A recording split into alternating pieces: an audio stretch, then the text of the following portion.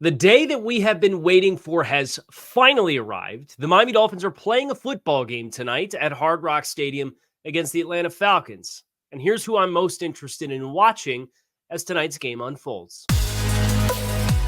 You are Locked On Dolphins, your daily Miami Dolphins podcast, part of the Locked On Podcast Network, your team every day.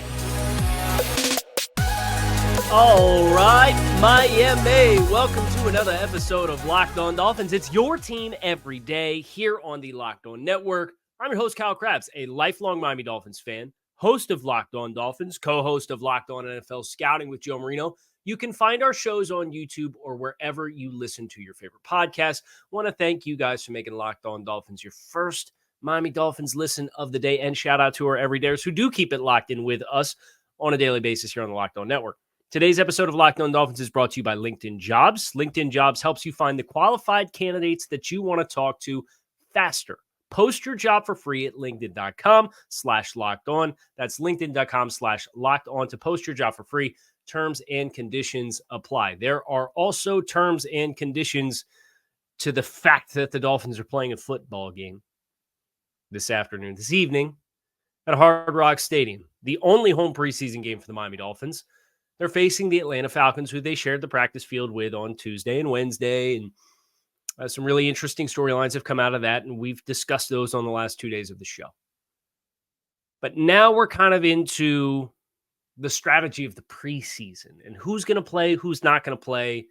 I think the general expectation is you're not going to see a who's who of the premier starters or big money players for the Dolphins. So that's guys like Tua Tagovailoa, Tyreek Hill, Jalen Waddle, Teron Armstead, Connor Williams, probably the backs, Raheem Mostert and Jeff Wilson. They're not big name players, but they've gotten some rest days as of recent, and Jeff Wilson also kind of left the practice early.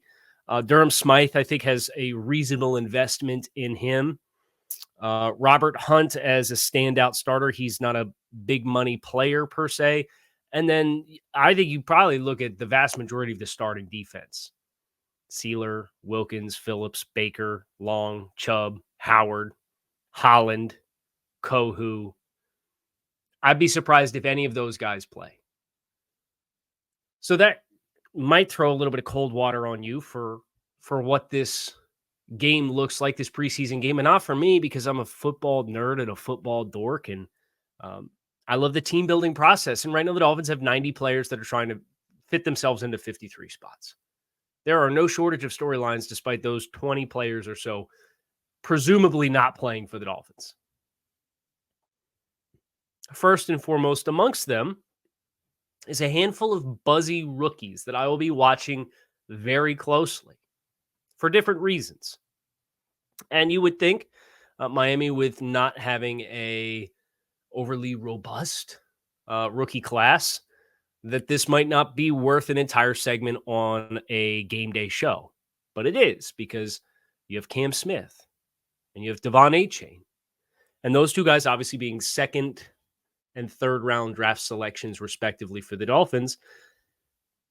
There's some leverage there for those guys to have expectations to find roles with the team in year one. And Cam Smith is kind of in this battle for third outside corner, along with a vet in Eli Apple, that I think Cam needs to continue to stack positive days. Now, he's been extremely active in practice. I know he got tagged in a red zone 7-on-7 period on Wednesday by Mac Hollins, kind of was trying to big boy him and got out big boyed by a guy that most corners are going to get out big boyed, but in Mac Hollins, dude looks like a tank these days. But he's been around the football a ton. And, Vic Fangio came out and said, we've liked what we've seen, but they're not where we need them to be for the start of the regular season. This is another step in that direction for Cam Smith. And with Jalen Ramsey obviously recovering from the meniscus repair, from Kader Kohu presumably not playing for the value that he brings to this football team and how good he was last year and how good he looks in camp, and Xavier Howard being a $25 million a year corner or something in that general ballpark. But Cam Smith's probably going to start. And if I'm the Dolphins, I'd probably let Cam Smith play close to half of football. They've gone out and they've signed guys like Mark Gilbert and Perry Nickerson in the last few days. Those guys will play into the fourth quarter probably, but you needed bodies. This can be a really good evaluation window because even if Desmond Ridder, the projected starter at quarterback for the Falcons, doesn't start, you're going to get Taylor Heineke. You're going to get reps against a guy who has been a starting quarterback in the NFL if you're Cam Smith. I think that's really valuable. I also think the Devon Achane opportunity is pristine because there is this underlying subplot of the Dolphins. And look, Achane got steam this week. He really got some buzz. He obviously caught in the 11-on-11 showcase at the end of Wednesday's practice. He caught the long touchdown pass that won, with air quotes, the Dolphins that drill, that segment, that practice, whatever you want to boil it down to, a big-time reception for him from Skylar Thompson. He's gotten some run because, as we said, Raheem Mostert got some maintenance recently. Jeff Wilson kind of didn't sound like it was anything serious, but didn't finish, I should say, Wednesday's practice. And we didn't see some of Jeff Wilson the week prior as well with maintenance stuff. So Achane has gotten some actual looks this past week. He's one of a few players on the offensive side of the ball that you're starting to see them build some momentum. And there's this storyline of the Dolphins and this standing offer for this running back who's not with a team. And if Achane can build some steam, it might be the affirmation the Dolphins need to say, you know what? The offer is the offer. You're either going to sign here or you're not.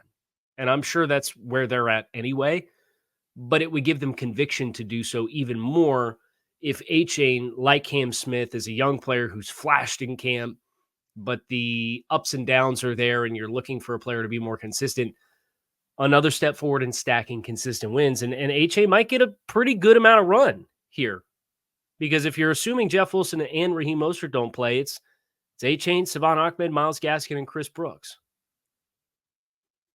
Let's see some run. Let's see some touches for this guy in a game setting. The other rookie I am watching closely, there's technically two undrafted free agents, but Brandon Peely's the one I'm really interested in. Brandon Peely was a former big-time recruit, dealt with some injuries at USC. You watch the tape, you could see a player who had the stature to be an A-gap defender, but I think, with some of the injuries that he suffered sapping some of his athleticism, I didn't think his play necessarily lined up with what he was going to have to be to survive in the NFL. But he's flashed a bit the past week. He's tagged the Falcons. I think backup nose tackle is a job that, unless you're going to give it to Zach Sealer or Christian Wilkins, is a job that's wide open on this football team. Can Peely be that guy? If it is, that'd be awesome for the Dolphins to have another undrafted free agent hit. So I'm going to be watching Brandon Peely, number 96, very closely to see what kind of momentum he can create for himself throughout the course of the preseason game. We're going to switch gears, talk about what would be offensive starters, I think, get a little bit of action, and that's what we're going to cover next here on this episode of Locked On Dolphins. These days, every potential new hire can feel like a high-stakes wager for your small business. You want to be 100% certain that you have access to the best qualified candidates, and that's why you have to check out LinkedIn Jobs. LinkedIn Jobs helps find the right people for your team faster and for free. You can add your job in the purple hashtag hiring frame to your profile on LinkedIn to spread the word that you're hiring, and simple tools like screening questions make it easy to focus on candidates with just the right skills for what you need to help take your team to the next level. That's why small businesses rate LinkedIn Jobs number one in delivering quality hires versus leading competitors. LinkedIn Jobs helps you find the qualified candidates that you want to talk to faster. Post your job for free at linkedin.com/lockedonnfl. That is linkedin.com/lockedonnfl to post your job for free. Terms and conditions do apply. So let's talk would-be starters for the Dolphins. Who's going to get a little run here? On the offensive side of the ball, I'm looking at the offensive line. And I think whether it is Isaiah Wynn, Dan Feeney, Liam Eichenberg, or Robert Jones, you could probably even put Lester Cotton in that conversation. Like, I think that it's wide open left guard. Now, I think the obvious from a starting experience and physical upside perspective, it's Isaiah Wynn. Is Isaiah Wynn going to play in this football game? I don't know. But I can tell you who will play in this football game, and it is Liam Eichenberg. And I'd be surprised if Austin Jackson doesn't play a significant amount of snaps as well. They need the reps, period. I don't think you'll see Dan Feeney treated with kid gloves. I'm really interested to evaluate him in a game setting as well. Now, I guess here's the challenge with evaluating all of these offensive linemen, but I would say the entire group of 4, I think we're going to be able to identify who it is that has been rotating in for that starting spot at left guard in practice over the course of the past week. If the Falcons sit Anya Meta and Grady Jarrett and Calais Campbell, which I expect that they will, here are the names that the Falcons have to boast for you to evaluate these left guard players against. Taquan Graham, 5th round pick in 2021. Timmy Horn was a undrafted free agent in 2022. 25-year-old nose tackle from Kansas State. Justin Ellis, Albert Huggins, Carlos Davis, undrafted free agent in 2023. Joe Gaziano, Kavion Patton. The point is, not a lot of prestigious or highly gifted players that were highly coveted when they came into the league. So for the Dolphins to have guys that are competing for a starting spot, going against that caliber of interior defensive linemen, if you're playing on the wrong side of the line of scrimmage, we're going to have a problem.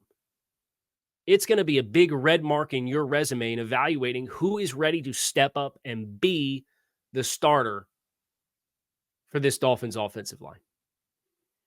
So whether it's Eichenberg or Wynn, whether he plays or not, I don't know. Dan Feeney, Robert Jones, Lester Cotton, those guys got to be playing on the plus side of the line of scrimmage. Period. And you'll get a chance to evaluate some of these guys because I don't think Robert Hunt's going to play. They got to be playing and getting positive forward momentum, getting off the ball. Now, I think the tackle situation, if it's Austin Jackson or Kendall Lamb, I have high expectations for those guys on the edge because the Falcons, you do have a little bit better evaluation opportunity on the edge with a 3rd round pick in Zach Harrison in this year's NFL draft. Lorenzo Carter was once upon a time a mid-round draft selection, I believe. Yeah, he was drafted almost in the 2nd round, 66th overall a few years back. And then Kimoko Ture has dealt with some injuries, but a really physically gifted player. He was drafted 52nd overall in 2018. So the depth edge guys, that's behind starters Calais Campbell and Bud Dupree, and also Caden Ellis, who's kind of a hybrid linebacker rush player type. But if you got Zach Harrison, Lorenzo Carter, and Kimoko Ture, like that's a pretty good evaluation opportunity for guys like Austin Jackson and Kendall Lamb, your swing tackle. So I'm going to be looking pretty closely at this entire Miami Dolphins offensive line. Now, Lamb's been a guy who's created some positive momentum. I don't think he's in the conversation to start anywhere on this Dolphins offensive line. But 73 and the entire conglomerate of left guards I'm looking for, and I have different expectations of both. I think my expectation for the right tackle position is you got to strap up. My expectation on the interior is I'm looking for somebody to pull a Stone Cold Steve Austin and open up a can of you-know-what and take guys north and south and get them out the club is really what I'm looking for. So different barometers of expectation for both guys, but certainly something that I think we should be watching. Now, I think the only receivers that I think are no holds barred are the only receivers that are holds barred, I guess. Is that how that works? No holds barred, whatever. Again, it's early. I'm recording earlier than normal, so the brain's not quite firing on all cylinders just yet. Waddle and Hill will not play. That's my prediction. I think everybody else can play. So you have kind of this discussion about wide receiver 3, who this is going to be. Robbie Chosen got good run this week. Seems like he's finally got a little bit of momentum going. You've seen them using him in some of the practice clips that have hit social media in ways that mirror with motion and vertical routes. It mirrors how they've used Tyreek or Jalen. That intrigues me. Is that an element? Braxton Berrios, a little bit more of a slot guy. Ezukama, a little bit more of a physical guy. And Ezukama was strapped back up and ready to go. So you were very fortunate in that capacity to see him avoid any long-standing threat to him continuing to progress and be ready to play football. So Berrios, Chosen, and Ezukama is another battle that I'm very dialed into as well when the Dolphins have the football. And then I'm selfishly watching Elijah Higgins because I think there's something happening under the surface there behind the scenes.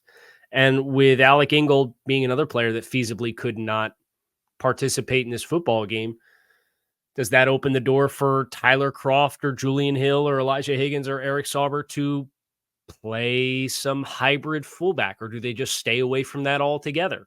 I would love to see a little bit of versatility out of one of the tight ends.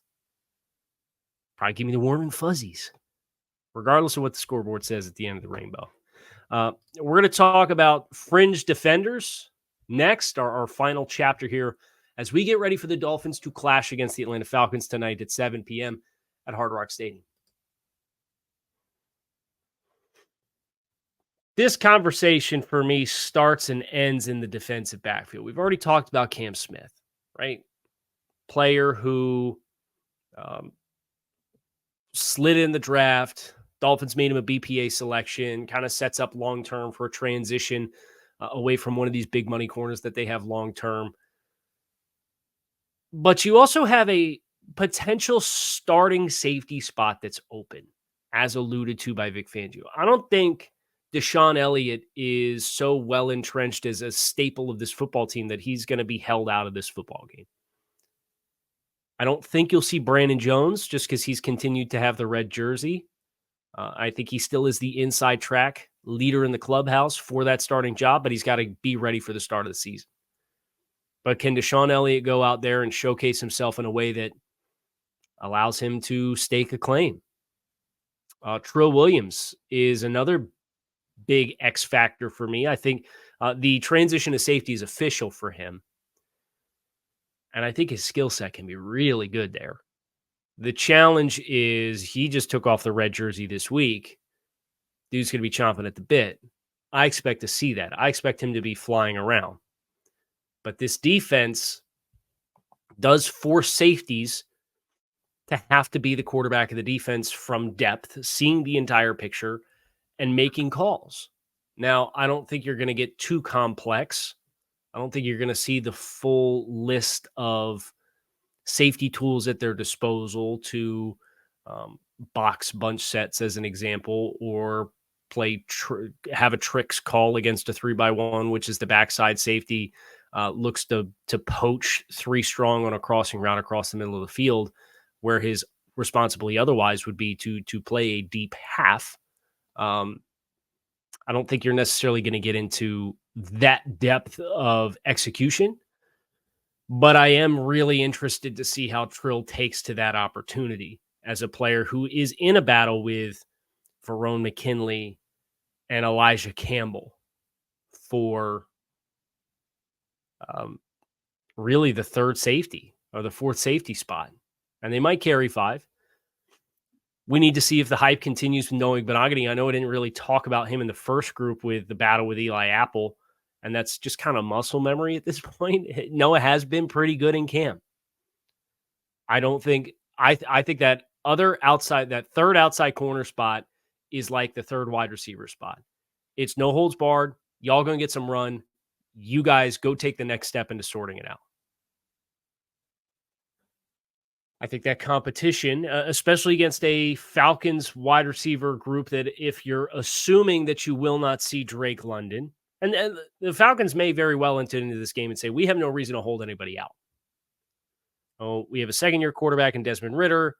We have Mac Hollins is a first-year player with the team. We don't really have depth. We at some of these spots, we want to evaluate what we actually have and try and help our starting quarterback get some game reps. I think you could live in a world where the Dolphins effectively roll out a lot of their twos and guys fighting for ones, and the Falcons roll out the starters for the first quarter. Like, that would not surprise me. But if that is the case, then you've got Drake London and Mac Hollins to figure out. Cam, Eli, Noah, you guys are going to get a really, really valuable quarter, potentially, of evaluation reps in your bid to be the guy. And I think Noah is somebody who, from a size matchup perspective, either Mac Hollins or Drake London is going to be able to play into, I think, what Noah profiles as physically as a player. It's just a question of, are you going to draw man assignments or you going to draw zone assignments? So I'm interested to see how the Dolphins kind of call this. Obviously, they're going to stay pretty vanilla. They're not going to give you the full Vic Fangio experience. But that spot for me jumps. The fourth safety and the third corner, the outside corner, are two spots for me that I am going to be very closely dialed in on that side of the ball. So that's kind of where my eyes are going to be at throughout the course of this football game, especially early. And then you're just looking for guys who flash late, particularly in the second half. You want to see guys who pop. I will be live on the Bleacher Report app in the Dolphins team stream tonight. It sounds like it's going to be between 9 and 10 o'clock. And we are going to give you guys our reaction to this football game for the Dolphins, which I'm very much looking forward to doing. So I hope to see all of you there. Download the app, follow the Dolphins on the team stream, and you'll get the notification when the content goes live. And I'll be live on that app. And then obviously we'll have an episode of Locked On Dolphins tomorrow recapping all of the happenings from the preseason game and all of our takeaways as well. So that's where we're at. Hope you guys are fired up for some Miami Dolphins football because the wait is over. Today is the day. Fins up. Keep it locked in right here on Locked On Dolphins. Shout out to our everydayers. I'll talk to you all again later. Peace.